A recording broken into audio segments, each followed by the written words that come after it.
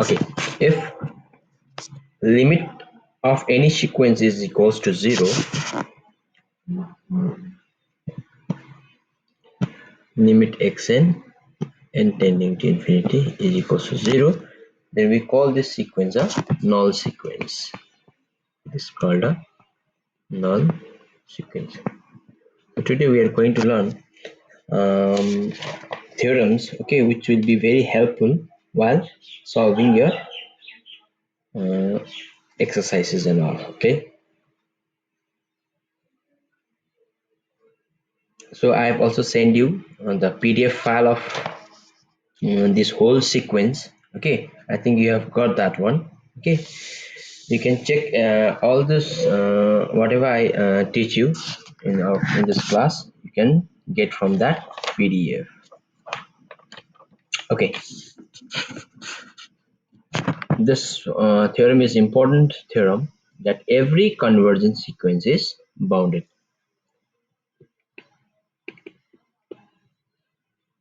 Every convergent sequence is bounded. Okay, so whenever there is a convergent sequence, it is always bounded. Okay, now every theorem has its different parts. Like this is the necessary part. Okay, it also has its converse part. Okay, and another one is called contrapositive part. Okay, so what is that you know what is a converse part. Okay, but what is a contrapositive part is that every convergent sequence is bounded, so contrapositive part is always true, and remember that. Okay, contrapositive part is always true. So this contrapositive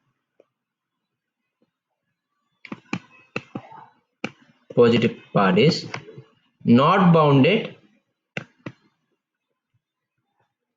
implies non-convergent. Okay, so this is your contrapositive part. Okay, so every convergent sequence is bounded, so contrapositive part is not bounded implies not convergent, and the converse is every bounded sequence is convergent. So converse may or may not be true, but contrapositive part is always true. If a sequence is not bounded, then it is not convergent. Okay, so let's prove that every convergent sequence is bounded. It's an easy proof. If every convergent if a sequence is convergent, then there exists a finite limit. Then limit n tending to infinity xn always equals to n, and this means for all n greater than equal to n0, actually this n tending to infinity can be written as n greater than equal to n0. We have discussed yesterday, right? Then mode of xn minus l is always less than epsilon. Okay, so this is our given sequence is convergent. Now we have to prove that sequence is bounded. So sequence is bounded, what do we have to prove? We have to prove mode of xn is less than some k. Okay, you know how to prove bounded. Okay, so this is the condition for boundedness. Now mode of xn can be written as mode of xn minus l plus l. Okay, this can be written as less than or equals to mode of xn minus l plus mode of l. And you know what is this? This is less than epsilon. Okay, so just write this is less than epsilon plus mode l. Okay, now let k is equals to maximum of mode x1, since this is always less than this. Okay, so maximum of x1, x2, x3, comma mode of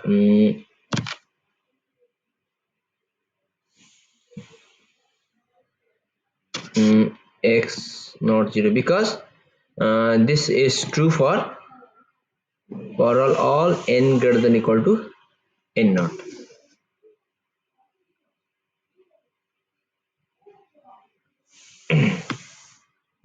comma mod of L plus epsilon. Okay, take the maximum of this one, x1 x2 x3, all this. Okay, then clearly we can write mod of xn is less than or equals to k. Clear? And this is for all n, because for all n greater than equal to n0 this is true. Okay, and okay, look, this is suppose n naught. So for all n greater than n naught, xn is less than this. This is true. Okay, and for other n like 1 2 3 4 up to n naught, we have taken k maximum of this, including this one also. Is that clear? So x1 x2 whichever is the maximum, that is k. So this is less than equal to k for all n. Why? Because for n greater than equal to n0 is this one, and for less than n0 it is this one. So that's why for all n we can write xn is less than or equal to k, and this means xn is, the sequence xn is bounded. Okay, so this is the theorem. Now the converse. Okay, now the contrapositive part is always true, that is not bounded. If a sequence is not bounded, then it is not convergent. But what about the converse of this theorem? The converse of this theorem is not always true. Not every bounded sequence is convergent. Okay, I'll give you one example, simple example. Sequence xn where xn is equals to -1 whole to the power n. Okay, so what is the sequence? This one, it is -1 comma 1 comma -1 comma 1. Okay, so this is bounded because lower bound is -1, upper bound is 1. You'll never get any member of this sequence which is greater than 1 and less than -1. Okay, so this -1 is the lower bound and 1 is the upper bound. So this sequence is bounded, but this sequence is not convergent. You'll never find this sequence converging to some unique limit. Okay, it is either -1, it is 1. So this type of sequence is called actually oscillating sequence. It oscillates between these two values, -1 and 1. Okay, this sequence is not convergent. Clear? So every bounded sequence is not convergent. Okay, let's move on to next theorem. If a sequence xn converges to a finite limit L, then the sequence mod xn, okay, it also converges to mod L. Okay, this is a sequence of positive numbers. This can be anything, doesn't matter. Okay, because modulus, so it also converts to some positive value, whatever be L. L can be positive, negative, whatever, but this mode of positive sequence always converges to some positive limit. Is that clear? So if this happens, then this is true, but the converse is may or may not be true. I'll give you I'll show you an example as well. So this one is not that so hard, that xn minus L is always less than epsilon for all n greater than equal to n naught. Okay, now modulus of mod of xn minus mod of L can be written as less than equal to xn minus L, which is less than epsilon. This implies limit n tends to infinity mod of xn is equals to mod of L. Okay, this is true. Now the important thing is the converse part. Converse part is if this converges to this, then this may or may not converges to, okay, this may or may not converges to L.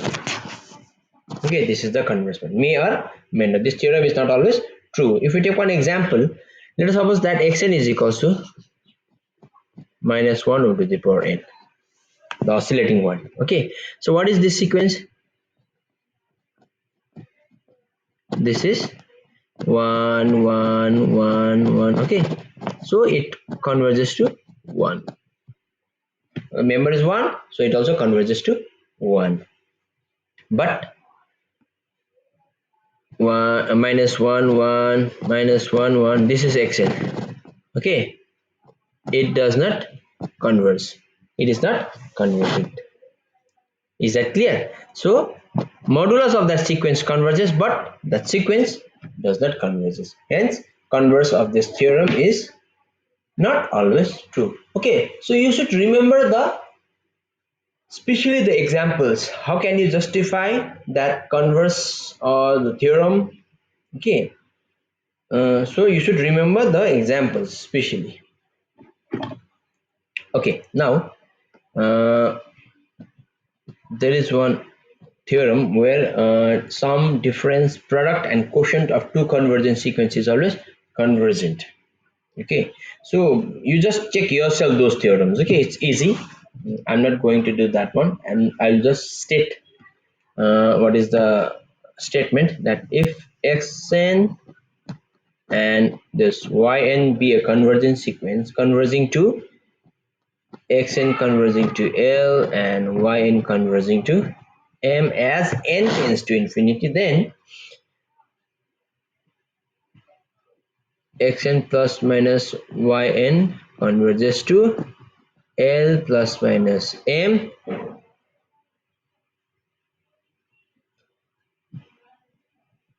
xn into yn. Okay, product of that two sequence is equals to L dot M. That means they are also convergent. Okay, and xn divided by yn converges to L by M provided M not equals to 0. Okay, so you just go through this theorem, learn yourself, and check whether um, this convergency is true or not. Now let's check the converse of this theorem, that if the sum product quotient difference tends to is convergent, then what about the sequence? So in this theorems that we have proved that if x and y are two convergent sequences, then the sequences some differences product and the quotient is convergent provided limit y not equals to 0. The converse however may not be always true. Okay, so let's check the converse. There is a sequence xn minus 1 over to the power n and yn is equals to minus 1 over to the power n plus 1. Over here the sequence xn plus yn, this is equals to the 0 sequence. Okay, why? Because if n equal to 1, this is minus 1, this is plus 1. For n equal to 2, this is plus 1, this is minus 1. So every time when they sum up, it becomes 0. So this sequence converges to 0. That is, the sum of this sequence converges to 0, but this sequence are not convergent. Is that clear? Therefore the converse of the above theorem is not always true. Let's check product and difference and quotient also.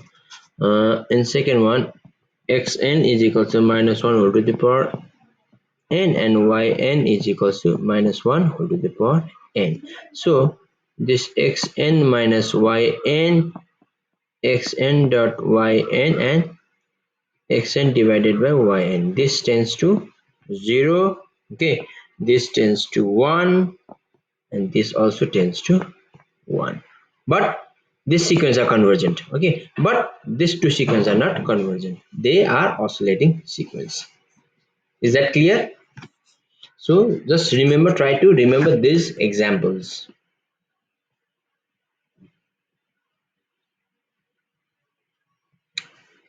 Okay, now next theorem. If limit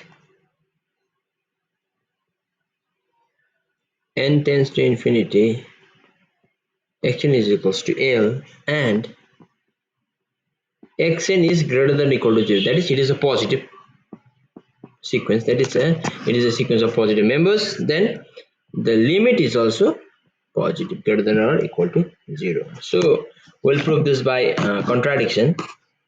Let us suppose that this L is negative, and given xn tends to L as n tends to infinity. So there, for a given epsilon, okay, we'll take this epsilon as epsilon is equals to minus L by 2. Since L is negative, therefore this whole minus L by 2 is positive. Okay. And since this epsilon is a positive number, so we take this epsilon is equal to minus L by 2. So for there is a positive integer n naught, such that for all n greater than or equal to n naught, this xn minus L is less than epsilon. So this implies L minus epsilon is less than xn is less than L plus epsilon. Just put the values of epsilon over there. L so L plus epsilon by 2. So this is 3L by 2 less than xn L minus L by 2. So this is L by 2. Okay. So 3L by 2 and L by 2. Since L is negative, so 3L by 2 is negative. Since L is negative, so L by 2 is also negative. So xn lies between two negative numbers. Okay, but what is xn? Xn is always positive. But after assuming that L is negative, we are getting that xn is also negative. So this is a contradiction, that xn is always positive. Hence, L is always greater than or equal to 0.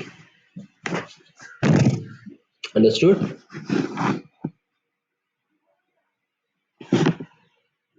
Okay. There is another theorem. I want you to go through yourself. This is theorem 5.615, that if the sequence xn is less than yn, then their limits L is always less than or equal to m. L is the limit of xn and m is the limit of yn. Okay, just go through by yourself. If you don't understand, you can ask me. Okay, the next is the sandwich theorem.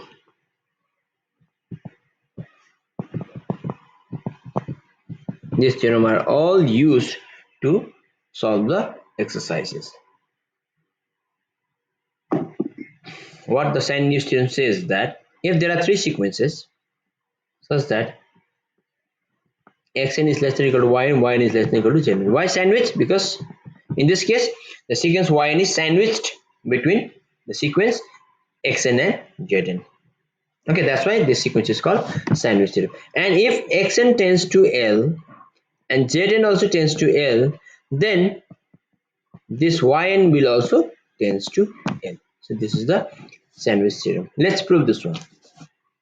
Since xn tends to L and zn also tends to L, there exists a positive integer epsilon and a suitable positive integer n naught, such that xn minus L is less than epsilon, and zn minus L is also less than epsilon. So this implies L minus epsilon less than xn less than L plus epsilon, L minus epsilon less than zn less than L plus epsilon. Since we know that xn is less than equal to yn less than equal to zn, so xn is greater than L minus epsilon, zn is also greater than L minus epsilon, and this is less than L plus epsilon.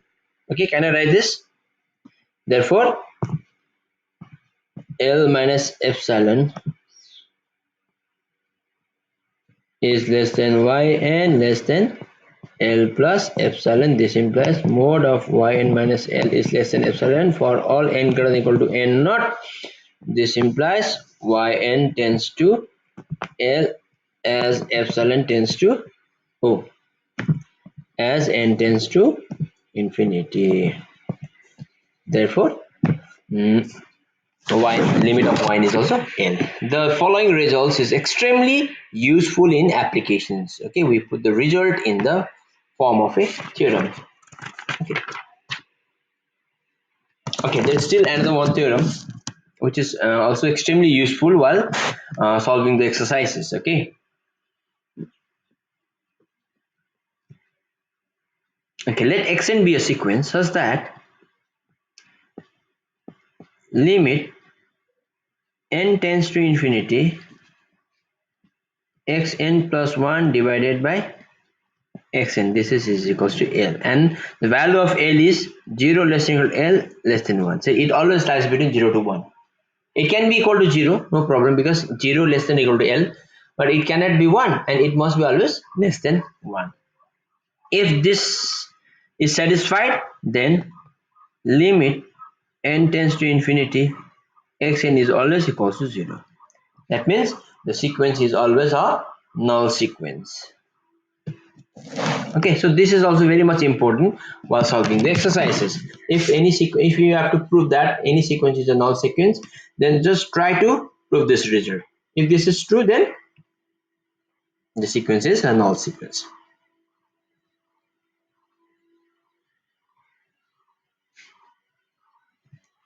If given, okay, well, let's do the proof. 0 less than equal to l less than 1, this is given. Now if we add some epsilon in L, a very small positive number epsilon L, then we can write this strictly greater than 0. And now it cannot be equal to 0, and this is also strictly less than what else is, it also cannot be equal to 1 because epsilon is a very small positive number. Corresponding to this epsilon, such epsilon, since mode of xn plus 1 divided by xn tends to L as n tends to infinity, then xn plus 1 divided by xn minus L is always less than epsilon. So this implies L minus epsilon is less than mode of xn plus 1 by xn less than L plus epsilon. And this is for all n greater than or equals to n naught.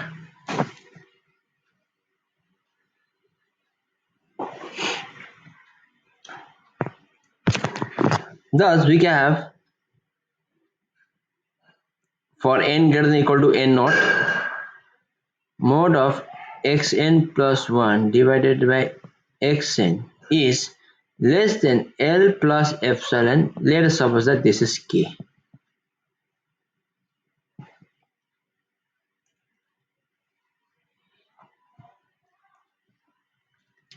Okay, since this is true for n greater than or equal to n naught, so for n naught plus 1 also it is true, for n naught plus 2 also it is true, for other larger values of n it is true.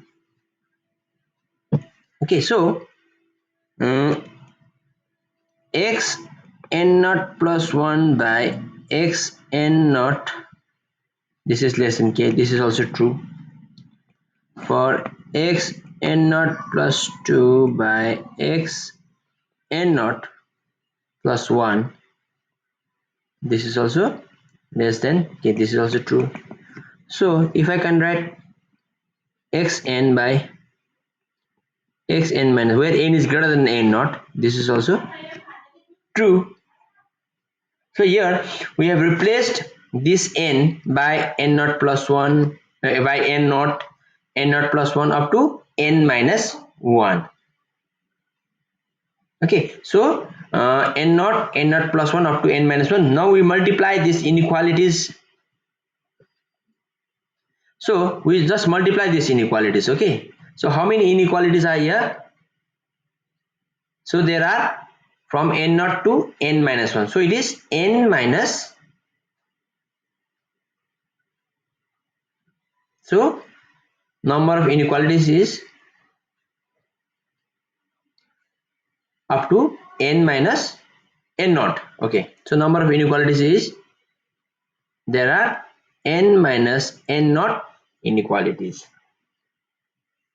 Okay, so uh, if you multiply it, then what happens? Look, this and this gets cancelled, this and this another will get cancelled, similar this will get cancelled, so you will have xn divided by xn naught. Okay, so if I write it, xn naught plus 1 divided by xn naught into xn naught plus 2 divided by xn naught plus 1 into xn naught plus 3 divided by xn naught plus 2 will get xn plus 1 divided by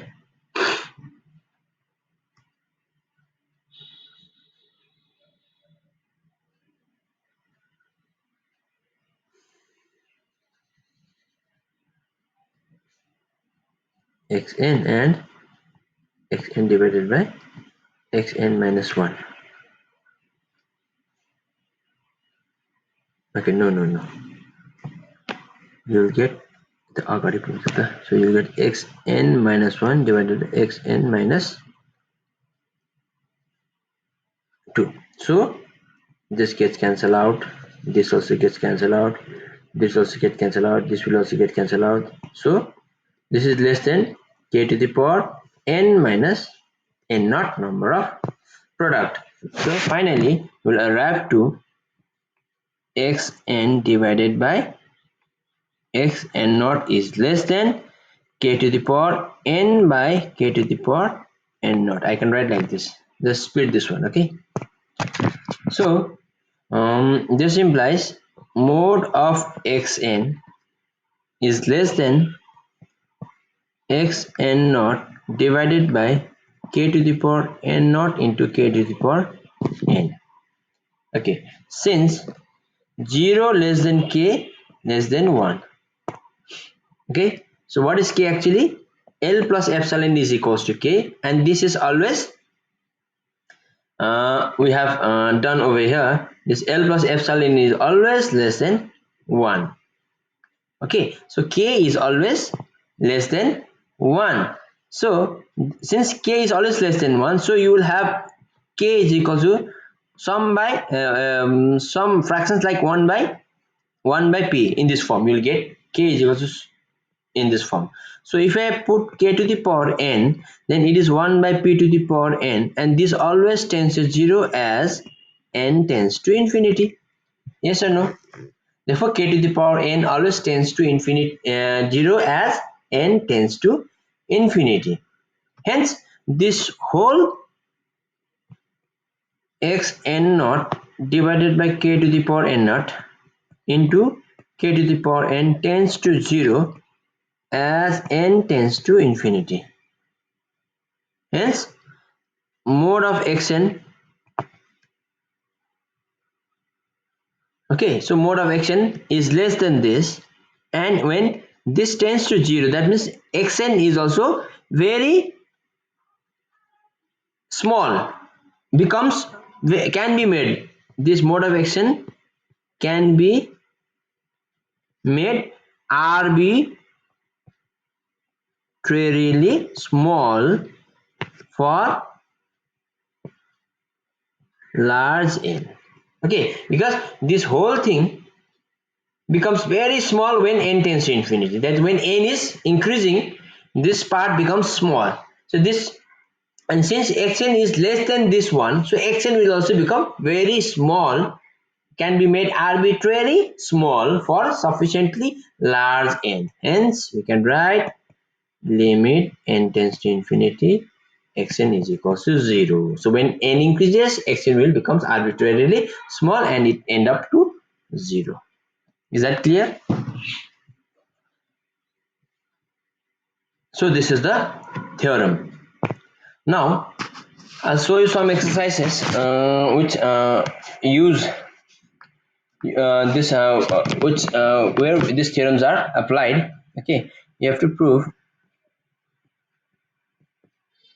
limit n tends to infinity, x to the power n by factor n. Just check the limit of this one. Okay, so First, what is xn plus 1 by xn? This is equals to mod of x to the power n plus 1 divided by n plus 1 factorial into n factorial divided by x to the power n. This is x by n plus 1. Okay, and this is equals to okay, this tends to 0 as n tends to infinity. Clear? Therefore, limit of this, therefore limit n tends to infinity xn plus 1 by xn is equals to 0. So what was our theorem? It says that it must be between 0 to 1, 0 less than or equal to l less than 1. Therefore, the limit of this is equals to 0. Therefore, limit n tends to infinity x to the power n by factorial n is equals to 0. So the value of this limit is 0. Okay, so similarly you can find a lot of examples and a lot of exercises over here so that you can use or apply this kind of theorems.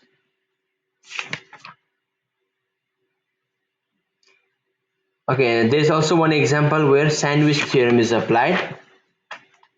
So I think you can just go through these things.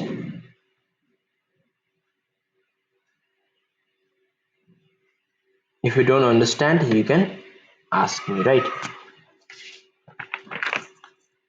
Okay, let's define divergent or non-convergent sequence.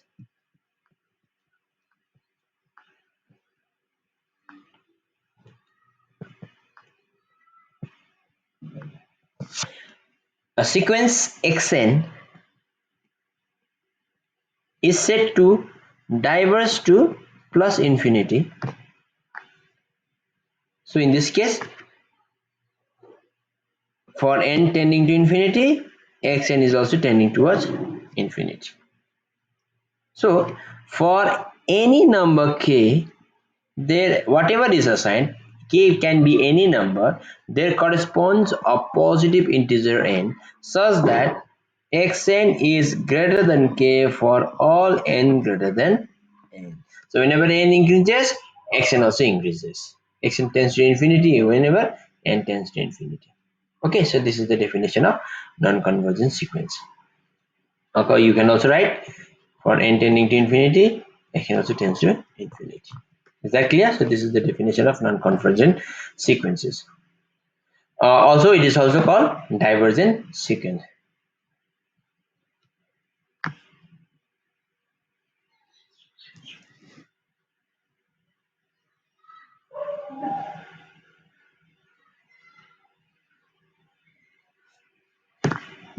So one example of divergent sequence is n. The sequence n always diverges to infinity. Another sequence root n. This is also a divergent sequence.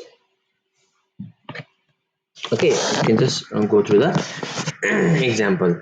Okay, and this is diverging towards positive side if there is a sequence xn which diverges to negative side, then for all k there exists n such that xn is always less than k for all n greater than n. So xn decreases continuously. Xn is less than k, decreases to minus infinity whenever n is increasing. Is that clear? So can you give an example where xn tends to minus infinity? Log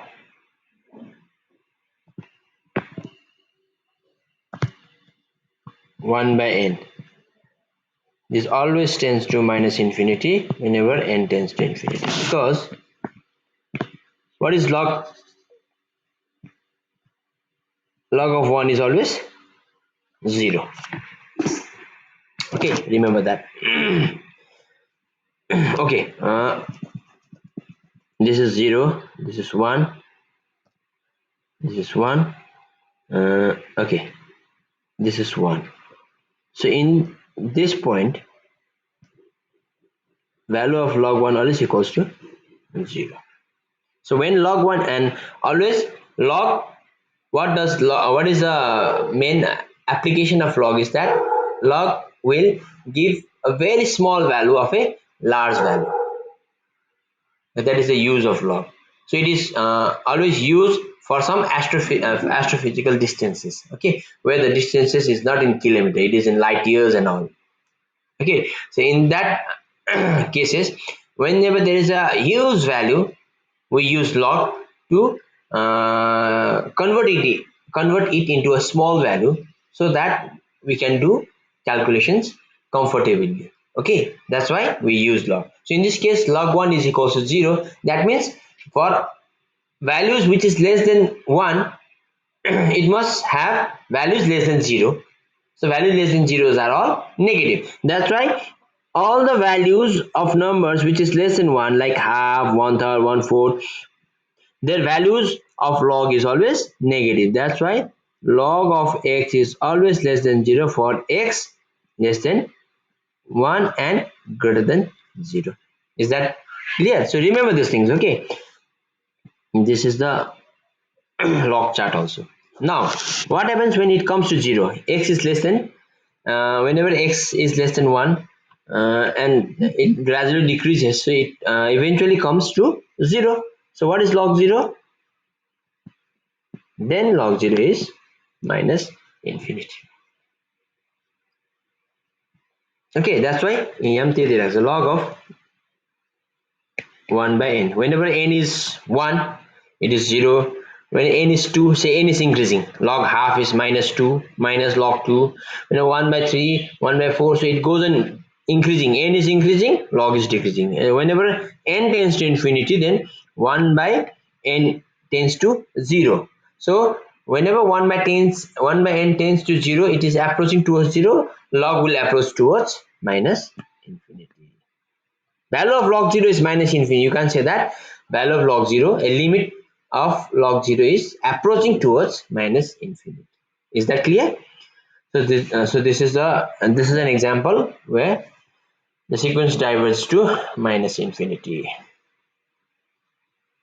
Okay, now a sequence which neither converges nor diverges.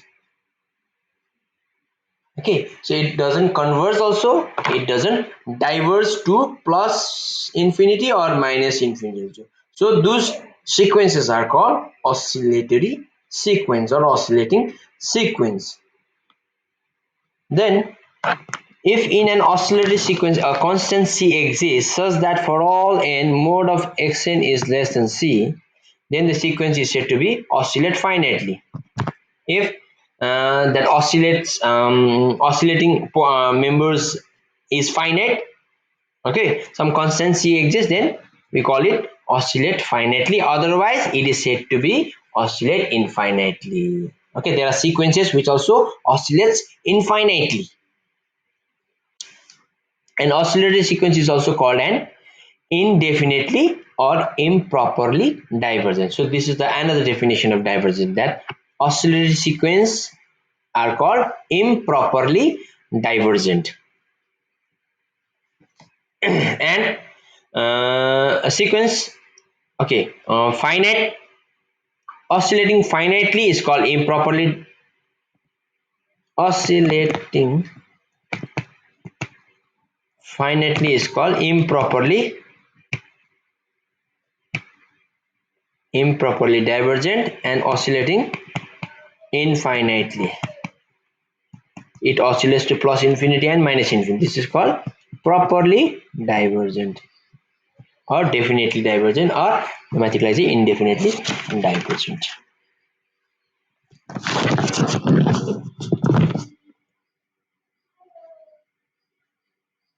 Okay, now uh,